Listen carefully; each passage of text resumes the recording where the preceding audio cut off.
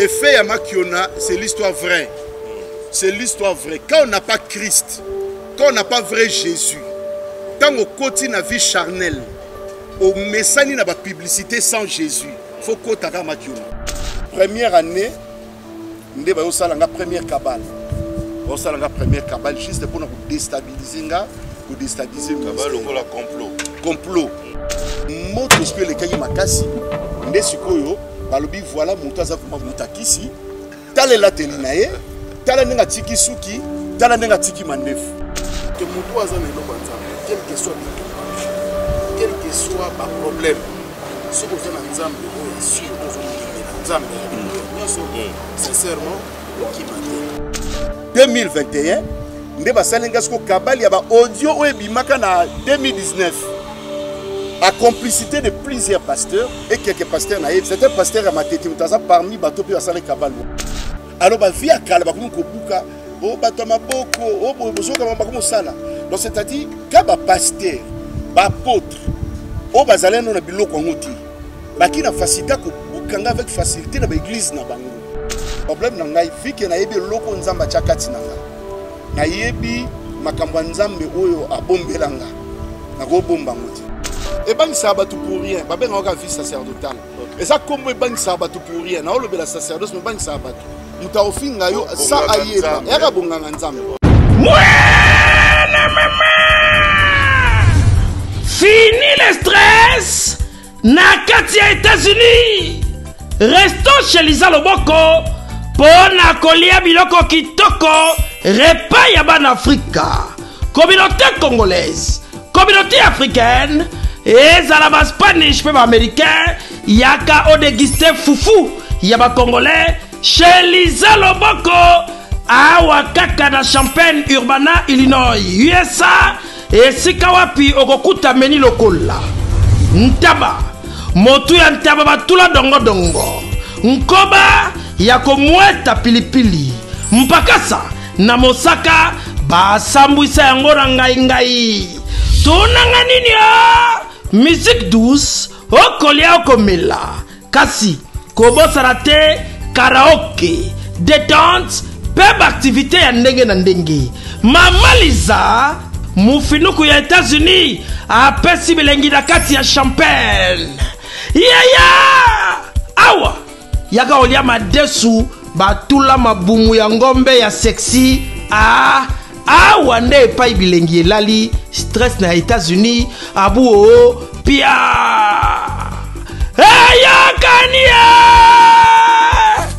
oyoki omoni o comprendre simba kanga pe bombake adresse na biso ezali se moko 208 West Griggs Street Urbana Illinois 61 801 Lisa Loboko mufinuku ya États-Unis nzambe ya makusa tata mama bisika nous zali na mokili mobimba communauté congolaise de manière générale na yeli susu pas na bino pour ko sala bino cadeau offre o ya munene ezali cité moderne Africa yango ezana sima na ngai awa ça veut dire que tozana maluku bande konyo so bayebi yango. Alors, ma référence, on a la Binozali, zone économique spéciale de Maluku. Si on a juste à la droite, on a entré Vodacom. On a entré Vodacom, on a né au Komona, cité moderne Africa. Si on a Vodacom, on a cité moderne Africa. On a accessibilité, on a mituka toyenango, mogoza jeep, mogoza mutuka yase, mais awata autobenga catch na Kinshasa, ba IST, ba vite, to yara moto ekokoma nyonso ekokoma sans problème. Voyez pour na kosala choix na yo.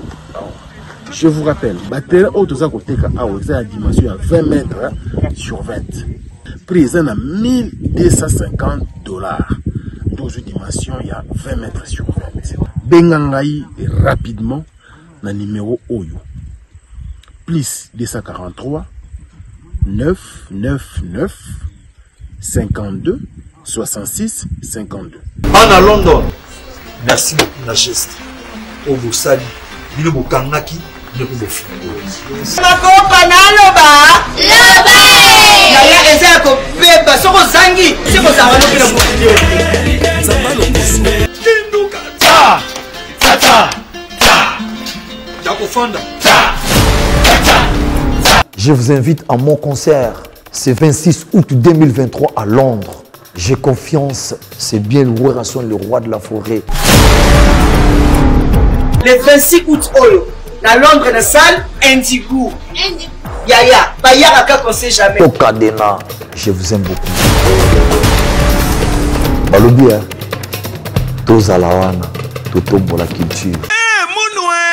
Qui a dit que Bandoule Kozonga te chez Djonga? Chez Djonga 3, Azongeli, base naye, na Paris, Oyo, Yesika Bozalaki Kolia, Komelape Koyoka Ndoule na niveau ya 2 fois te boyebake, Bilenge Zongi na Paris na niveau ya Kosakana te. Chez Djonga 3, Awa, chaque week-end, Bilenge Zongi ya Ndoule, à partir ya le 17 février 2023, ouverture officielle, ya Bandoule, Bokozwa, chaque vendredi, Suzuki Luzubu, 4x4 grands chanteurs de mon pays, à partir de 20h jusqu'à l'aube. Pe samedi, Bokozwa CNN Alligator, Nabaninga tout, awa, Bokosepela la jolie kitoko. À partir de 20h jusqu'à l'aube. Pe dimanche, Sombele Soukabisanga, Bokozwa Nokolias, Emile alias de Mingongo, la voix qui cloche, et Longona Wenge, Poussana Tovanda, en matinée live, Oyo Ekobanda, à partir de 18h, Tina minuit. Kasi, Tunanga Inini, Kaka, ceux qui aimaient la CDC, Malamoko Night Club, To boîte et Fungwami, à partir de minuit. Ti ba 5h avec DJ Bobo. Oyo akosepeli sabino na bandule pe na ambiance ya kitoko. Malolo. Oui frère, Babi Djonga. La Congolia. Futur. Hein? Nous te reçons la 50 boîtes. La Katakin, c'est Djonga. Chez Djonga Twanga Nantaba, Ezwami na adresse Oyo, Noisy le Sec, Nassime McDonald, numéro 25, chemin de Grou, 93 130, Ozamo Bimba. Chez Djonga Twanga Nantaba, Yangonde Zali mo boko ya ambiance, na kati ya Paris, pe na France mo Bimba. Bana King, Bana Dar es Salaam, Bana Poto, Bana Mokili Mobimba, CTF Moko, Afrique Info, avec Franck Stemai, Yandankala, Twende! X-Bass, Marandura, Franck Stemai.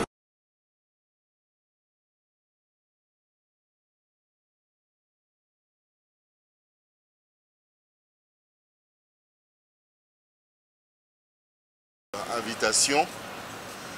Soki toza awa lelo eza bongo pona kosolola Matali 33 ans ya ministère ya prophète Israël Condé o tomesana kobenga bongo père Condé et na conférence de presse Oyo je vais plutôt parler d'un point de presse pour nani parce que Namituna o Borotuna, lelo tokosala pe moi mise au point ya makambo ebele parce que pendant 33 ans quand même il y a un ministère l'homme de Dieu a dû traverser des périodes aussi assez difficiles, assez corsées. Tokosolola nyonso wana vraiment botuna ba question nyonso concernant parcours naie concernant 33 ans il y a ministère et puis ma question peut être concernant 5 ans parce que vous le savez vous tous que ça va faire 5 ans que le prophète Israël Condé n'est plus au pays. Azabongo na mikili poto azo œuvre kuna ça va faire n'est-ce pas 5 ans. Sikoyo pona 33 ans na ya ministère a décidé bongo kozonga na mboka pas pona kovanda mais pona ko passer milulu wana événement wana ensemble na bandeko na nyonso oyo batikalaki awa na mboka. Alors sans plus tarder na kopesa l'homme de Dieu moi liloba a mekako kotia biso déjà na kati ya il y a circonstances wana, bien que n'a évoqué en introduction, mais il y a Betelabiso Lissus ou moi Lisolo yango, il y a 33 ans naïe, à Betalisolo, il y a qui il est pour ceux qui ne le connaissent pas, pour ceux qui le voient pour la première fois. Et pendant quelques minutes à expliquer Biso yango, après, Togolé Kabongo n'a pas question, n'a pas réponse Oyo Yaye. Je vais juste nous rappeler que ce point de presse va se passer en 2 langues, en français, Oezabongo langue nabiso ya administration, on va le dire comme ça, et aussi na lingala Oeza munoko nabiso ya mboka ya biso nyoso. D'ailleurs prière na ngezala que lingala eko tapé na administration, tina enseignement, tina éducation pour ça la bien, mais ça c'est une autre paire de manches hein. Toso la jour prophète Israël. Oui. Shalom. Vous avez la parole. Loba Nabiso, moi kaka. Après tout Naomi tout na Nabiso. Merci tonton Djako, merci Bami à presse. Zamba Pambola Bino. Presse eza ndeto ba 4e pouvoir. On a quoi accepter aux algoso pouvoir. Oui loba mana balabala à pouvoir te. Mais pouvoir ezali bino. Obo vandi bozali boso nanga. Alors comme vous avez pouvoir, nous avons la facilité à roloba bien liboso na bino na vérité nyonso pour nous liboso à pouvoir. Pour bino peka boko katango mabe pe boko bongisango malamu. Naza Israël Konde za kombo ya famille. Israël pour na rozango ya kombo ya ministère. O epesa maki na bandi musala nzambe. Naza père de famille. Naza responsable du ministère Christ pour tous, la maison du sacerdoce. On a responsable nango bamboula ebele déjà. On a quatre ministères ezalina ba pasteur, ba apôtre, ba prophète, ba tebele, bazalina quatre ya ministère. Depuis le 14 juin 90, de naza ko exercer nous salons na sala lelo comme prophète. Donc, Lelo Tozoko qui a déjà 33 ans, il y a ministère depuis 14 juin 90.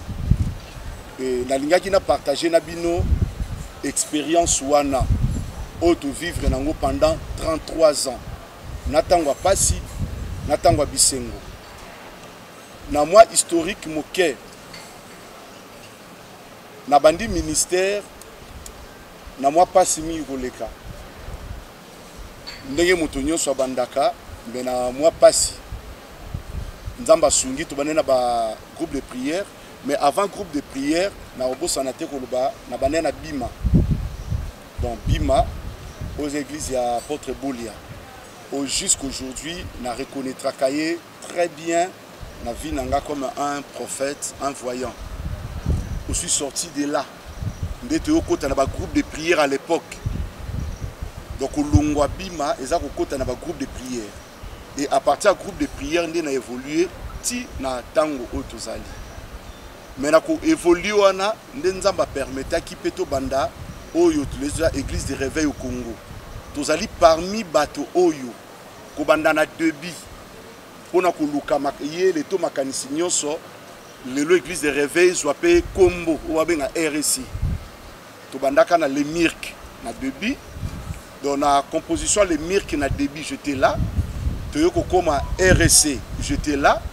Et notre premier pasteur, Ouazaki, président jeunesse, il y a l'église du réveil au Congo.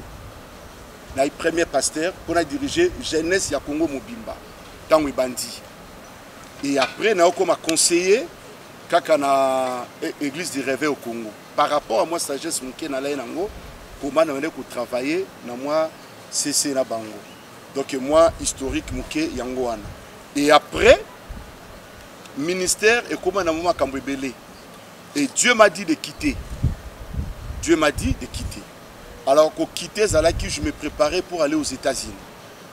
Alors, nous avons souligné que moi, Mouké, na bunga mananga aux États-Unis. Ma belé, comment dire quoi, moi, passe. Mon air, ma belé, aux autres senti ma belé comme le kilo. parce que le domaine prophétique est à la bongo. Nous avons repéré pe ba Congo.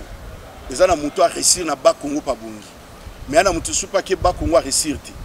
Nous savons que Lubumbashi a réussir, mais muto su a réussir te. Et ana muto su pas que Poto a réussir te. Mais tant que zonga qui va na boma a réussir. Tout est dépendant na mabele. Alors toi na yo zo vision na bina kin. Basala nzambe mususu lokwa archevêque en Kenza, ndebta solo la na ngabina zuli au message. Bima na mboka. Na moni mabe. Alors il dérangeait Kinga, oh je me préparais pour les États-Unis. Et après ma démarche, ça qui est un peu compliqué. Je me suis engagé dans un visa pour la Schengen. Et on sait qu'il y a Schengen. Donc tant que sur pour passer Yangouane na niveau ya Poto. Alors comme on est niveau ya Poto, problème nanga vu que na yebi loko nzamba chakati nanga. Na yebi makambo nzambe oyo abombelanga. Na go bomba ngoti. Alors arrivé en Europe et c'est là qui maintenant a travaillé dur comme Moutounio sur le travail.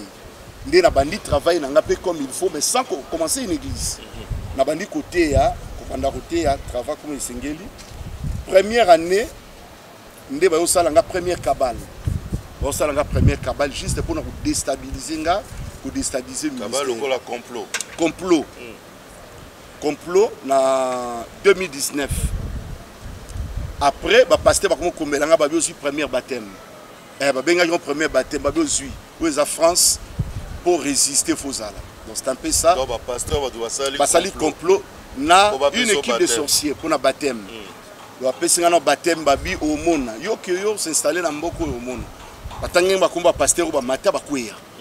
Qui va s'ala per ba église lelo ici là dans pays. Alors c'était un peu ça, mais Dieu a fait grâce. On a continué sans pour ça, la justification internet ou télévision, non, je continue à prêcher. Et Dieu nous a fait grâce, dans Mawanaye, tous en France, puis tous en Caraïbes. C'est-à-dire tous en Guadeloupe, Martinique. Dieu nous a fait grâce, je pense, Yangouane. Alors, on a souhaité, on a fêté 33 ans. On a l'expérience, na génération Oyo, et Zoya Lelo. Na génération Tobandana Bango. Na ba eno pe bazolanda biso ba comprendre pe passe na biso et sengo na biso et on a prêt à répondre à ma question par rapport à temps où ceux qui va raconter ma premier prophète na temps réveil so ba 20 na cause appelé parmi les 20 parce que pour kende ko loba oza prophète devant les gens ba tono ndimangoti. Donc je suis devant la presse nabi o leki na TV o lobi o prophète ba ndimote katana émission o lobi oza nani. Première fois, on a le cas de la TV par Wamouchala, na RTNC, à Tuninga, messieurs, on a un prophète, avec 4 ans d'émission. Est-ce que le prophète va en beaucoup? Alors c'est un peu ça, et à qui facilité. Et gloire à Dieu, pendant tant on a appui à l'aîné, au Balinga Kinga, à Moninga, la musique, à Benga. Premier appui, c'était Mutombo Kalombo. Natindara Mutombo, qui est Benga, jeune. Ndenaya a commis qu'on encadrer na cessé. Ndé sala que événement né parmi les événements Mutomboka Lomba sala AREM action de rêve pour les moissons et qui na 95. Alors nous qui parmi les organisateurs il y a AREM. Donc parmi les organisateurs nous allons qui na travail dur. Et tu as fait témoignage pour nous bâtonner son ministère amène na 95.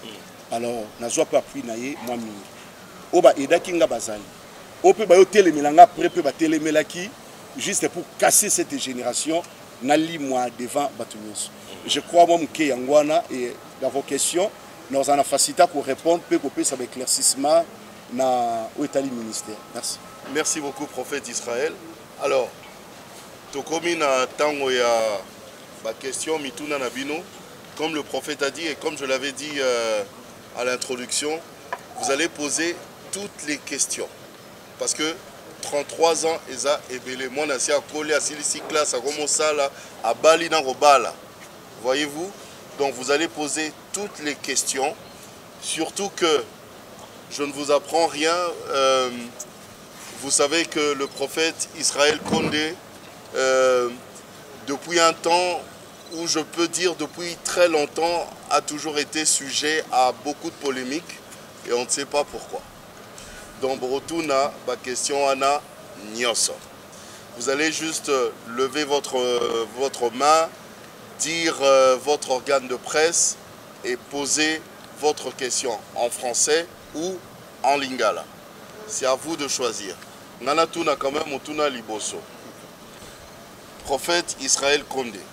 33 ans nyonso ndenge osali eza ebele eza né na lobi mwana siakoli ya Bali, mais pendant les 33 ans yo zalaka mutu moko sujet à beaucoup de polémiques, sujet à beaucoup de complots, même que ndenge yo moko lobi awa tango komi na mikili ya poto bapesi yo mwa baptême wana bacréer mwa complot moko po bakitiso kaka au sentir que na poto basakanaka te.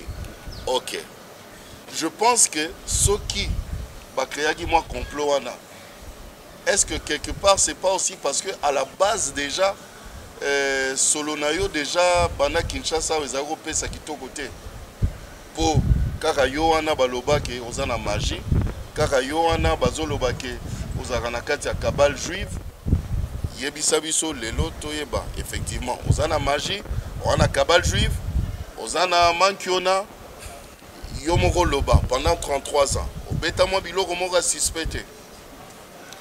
Merci Tonto Jaco. Pour répondre yango très clair, de nazam moko ba prophète oyo a mal compris. Trop bien mal compris. Na débit à ministère prophétique. Mal compris par rapport à message na yoto par rapport à donc toyaki na moi vitesse moko o bato bazala na ngoti. Na pese exemple. Le ko ndo na kati église. Ote nzamba lobi na ngai ezana mutu moko kombone boye aza boye boye boye. Na pese exemple moi. À l'époque na osalango. Siko bato yo baye batiti. Bon ndimate ke nzamba osala bongo. Donc bato ba limiter ki na nzambe. OK. Bato ba limiter nzambe. Na côté ya place na opesa ba précision ya prophétie. Ba kati nga pe séminaire. Oh. Na ke pesa séminaire na église. Na bi wana mutu moko kombone boye nzamba lobi na ngai boye. Na suka babi séminaire kata. Wa makionate wana. Makionate. Alors, et ça là qui biso déjà bongo et créa passe. OK. Yami balé. Domaine prophétique déjà à l'époque et à qui n'a rêvé à Boïti. Donc tous les cola ba élément battre parce que nzamba loba ki to bandi na biloko ngo bongo. Ce qu'on a mis sur batuzati. Ba mo na prophète moko boye en gêne mais à réunir bateau ça makam parce que muto mo na loko impossible. Na pesa un exemple mke kaka 92 donc 92 na keluka apôtre Tambolukoki na Ngaba na solo linaye andosa l'événement na qui Ngaba doit changer. Alors toi imaginer Ngaba ya 92 ndenge zalaka raisonner sous qui sensu ya 92 ndenge zalaka na yoki na solo la na vie mais na bifona bendelo donc c'est-à-dire na croire na grâce na ye na kozwa peloko na kepe ko sala qui sensu doit changer où j'ai donné des prophéties et des prophéties na 92. OK. Alors bateau baby qui sensu le place wana est impraticable et comment morgue na dispensaire d'état et comment morgue voilà na donc wana ce qu'on a 92 ce qu'on a beti qui sensu doit changer ou bateau ba musicien yo yebi bazalati ba pasteur yo yebi bazalati siko bato ba uta lemba limité bazo ya événement wana o abiki sens doit changer na bi na bengaka orchestre moko cantique de cantique parce qu'à l'époque aux orchestres wapi ba mata on a tout ça là 3 jours na dispensaire d'état où tu donnes des prophéties na nyo croire ba bi ke moto ya jeune ma ça blora boy ya kisi donc c'est-à-dire effet ya ba miracle ba démonstration ya prophétie ya kala ba croyant en outil. Oh ma vie est à vie à prière. Donc bateau ba yebinga ba yebi que vie na ngia vie à sacrifice. Et c'est donc na magité makionate na cabale juive na zakutute. Donc vie na nga non répondre ngo. Donc c'est-à-dire na yebika Yesu. Donc na yebika Yesu donc lelo na point de presse na tombo la Jésus-Christ comme Seigneur et Sauveur. Amen. Donc yé wana nemta zwanga bo mwana na eloko te mais bato ba ndima ngote ke boyi na obimisa biloko na ba wenzi donc naotia na wenza matete à l'époque naosakula mama moko oteka na kisi na wenza côté ya ndunda kombone boy batupe ba ibando bimisi trouble pe na wenzi siko ba otala ba bimuto sala biloko saka mutakisi alors ba via kala ba kobuka o bato maboko o bozoka mamba comme sala donc c'est-à-dire ka ba pasteur ba apôtre o bazalé non na biloko ngoti ba ki na facilité ko bukanga avec facilité na ba église na bango pour na kolongola eloko na zala ina donc c'est un peu ça juste un problème des akuti batali to wana kasi rien po banda nzamba zoyo pamba zoyo na eloko te mais ti okoli na ba atana ba 25e année à ministère. Comment il m'a changé? Ok, na répondre à la question, on va répondre à votre monsieur. Na changé moi mon cœur. Ok. Changement dans les années 2 temps.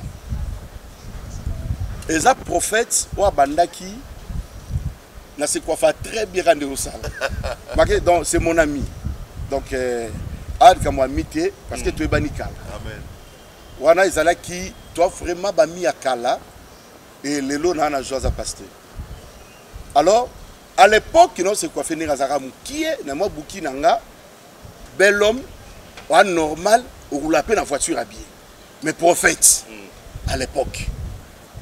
Parce que Cinemax, on a 2000. Cinemax, on a 2000. Les jeunes, on a Simana, on a Abotamiti. Il y a Abotamiti en 2001. C'est le deuxième fils. Si on a 2000, on a déjà Cinemax ça. Oh, le était comme un si quoi, il y a qui n'a pas fait bon. Après, quand il y a Kabal et l'équipe à battre, ministère, au lieu qu'il mata, bandou ça là, na tawana, na ke mangengeng, na ke sous bon de l'ensemble. N'en a soit orientation de travailler comme un végétarien, na loi moko loko la. Jean-Baptiste. Pourquoi Jean-Baptiste? Na kota ba prière à la panza na monique ministère ekufa. Oliaga ma banque. Onyo kwami. Alors obimana nga wana. Na kati sukite, na kati mandefu te. Siko lera bimasu na ba veste bu rien. Na reso mona banzambala ya pembe. Wa pembe na kato. Yatinda mwana moka keso menga kutaba mizimana. Nzama pambola bango. Moi 3 ya pembe. Na une colonne en latin en Cabo. Donc, ça n'a rien à voir dans la sorcellerie, ça n'a rien à voir dans la magie, et ça sacrifice. Na comment latin en Cabo. Si on a latin wana, chaîne moko bimasika Molière. Alors na quel luka papa Molière. Par contre, comme il y a une stratégie, atabi bien sûr soit espace. Na bande espace qu'on a Molière. Moto ce que les kanyi makasi, ndesikoyo balobi voilà mutaza vraiment mutakisi tala la telinae tala nenga tiki suki tala nenga tiki mandefu oh ya qui sacrifice là donc c'était un choix et un choix rien à voir na ça rien à voir na sali 5 ans na poto na ebi salon de coiffure ti OK dans 5 ans penza OK qui se lance en premier ah oulala hein Alain Délé OK pas Alain Délé nouvelle tendance télévision. Par exemple, plaisir après 5 ans d'absence. Okay. Alors, question dans les moi, payer le coup à attendre. Ok. Un peu pour de façon qui est à la moment pour demi-balai. Ok. Préoccupation dans les appuis. Tout à l'heure, on est allé au moins une petite histoire. Il y a 33 ans d'expérience, il y a carrière dans eux. Et puis 5 ans d'absence dans Mboka. Je me rappelle avant le Mboka, c'est qu'il parle d'un prophète où il va boucher Kinshasa. Parler de vous partout. Les médias, surtout à l'homme, on a même émission de l'évaluation ça. La commande, on a que vous êtes stable. Mais pendant que vous mettez les solutions dans le mois, le week-end, dans le week-end, il faut quelqu'un déjà stable ici au pays. Beaucoup de choses, il y a des choses pas stable. Il y a des choses stables. Dieu te recommande à le mois, ok, au petit ministère d'Anani, et puis au Ebisabiso. Tous ces gens qui ont cadré par eux, Batikala, géré par qui? Ça, c'est la première question. Deuxième question, le but que c'est vrai, il y a toujours un complot, on doit monter contre eux. On dit qu'on dit, on peut te dire qu'on dit parce que nous sommes libre. Mais tu as quand même au Ebisabiso. Qu'est-ce qui fait que yo opération nous sont tués un miracle de pour ça? Les gens interprétaient ça mal. Ils ont dit soit la cabale juive, soit qui on a soit la magie. Et d'ailleurs, j'aurais appris que vous allez parmi bateaux à créer 20 ou un jeune prophète dans le mouvement où tout le monde a Awa, Kabal Juif, Osangi Sanzambe, Nabilo Moro et Yamoni. On les a nommé des questions. Merci. Ok. D'accord, répondre à la première question. Pour la stabilité, Zalaki Nango, Zalaki, nous avons Kishasa, pour Bima, et orientation en Zambie. Nzamba ko iso pe bima sala musala bu déjà sur place na ba pasteur na za ba to travailler mais qui le ko la